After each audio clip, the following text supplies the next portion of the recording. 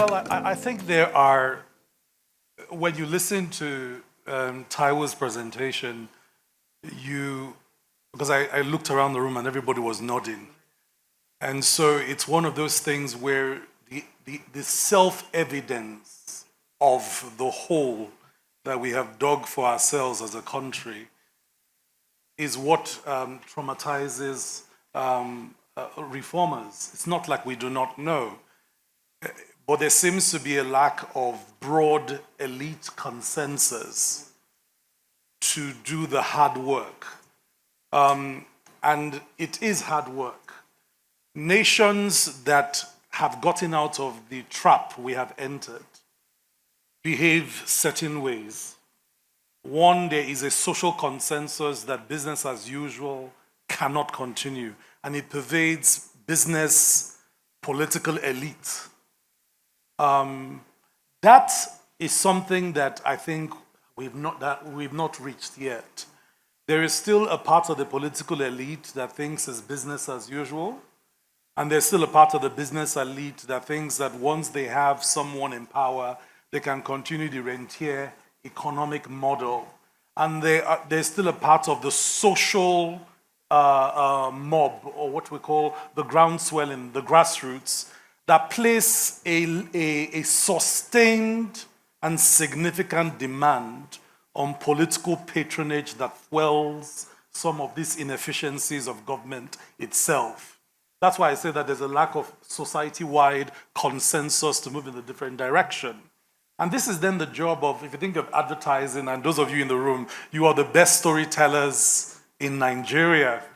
One of the types of things you can do as a group, as a community, as a profession, is reshape the narrative about what it means to be Nigerian, especially around the consensus issue. I think that's number one.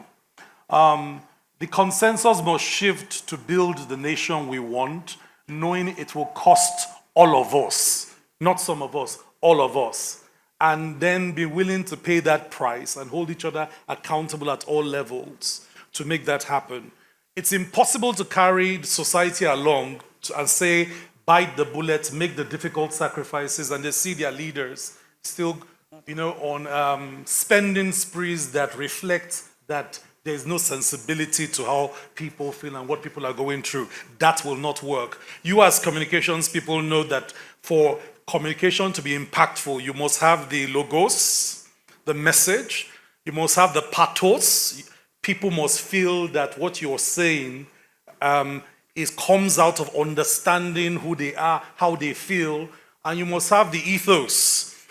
What you say must be matched by the character, integrity, capacity, credibility to follow through. And it's only when you have logos, pathos, ethos of a reform that it catches. The challenge with Nigeria is that if you listen to Taiwo, the logos is clear. What we need to do is very clear, and it's so clear that we could have left here, close the conference and say, let's go and brand Nigeria to go where Taiwo said, and let's all go and work and make it happen. But here's the problem. When you go to pathos, we then have reforms that behave as if we don't know how people feel.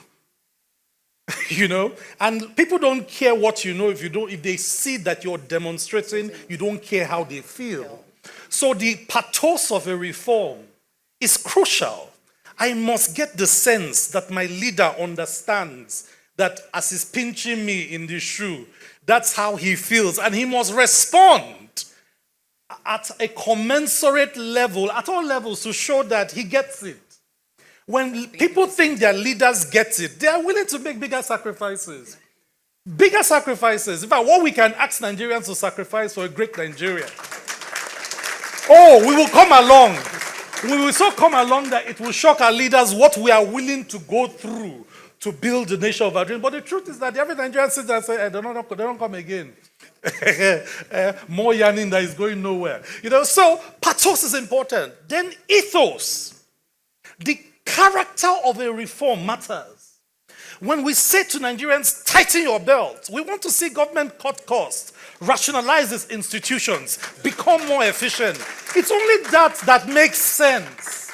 We want to see smaller government, more efficient government, more streamlined activities. When we say there's an urgency to make tough reforms, we want to see an urgency to alleviate problems. Because look, anywhere in the world, and the Asians got this right, Africa never got the Washington Consensus reform right. So Washington Consensus failed in Africa. In Asia, it worked. And why did it work in Asia? Because there was elite consensus that we're about to punish our people. So pro-poor policies must be efficient. If we say we want to give tax holiday to nano businesses, they must be nano businesses. We must be able to identify them, track them, see how they improve, and be able to demonstrate we've alleviated their poverty. If we say that we want to do palliatives for 50 million impoverished households, you must be able to identify them and accountably demonstrate to the whole country that you've alleviated or reduced their suffering. The capacity to demonstrate that is an ethical obligation of government. If you can't, if you spend 500 billion and you say you are going to alleviate my suffering, and when I ask who did you give, you can't tell me how you identify the poor. You can't tell me the poor you alleviated their suffering. And if we ask the poor, raise your hand that you have been alleviated to a small degree. Everybody's hands are down. Then you create a complex situation where there is no ethos. And look, without ethos, you don't ask a nation to go through the kind of transformation required. So the Asian countries, Japan did it. The 200 kiritsus, what you call the top businesses in Japan post the Second World War, agreed with the government. Empower us to rebuild the country, and we will build a social contract to transform society. And they did.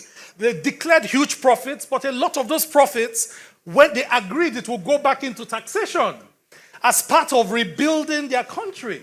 They didn't all immediately become the biggest buyers of assets around the world. No, it was a consensus of business elites that if government creates an enabling environment for them to make more money, they too will do their parts. And this is the intricate balance of where we need to go. We need broad-based elite consensus in business aligned to politics and politicians, where we say we must grow together to build national competitive advantage, and that's the way to go. Then citizens will come along. They will see their leaders leading from the front. They will see efficient businesses where the owners of the business are not declaring profits and going on spending sprees while they are struggling to pay salaries.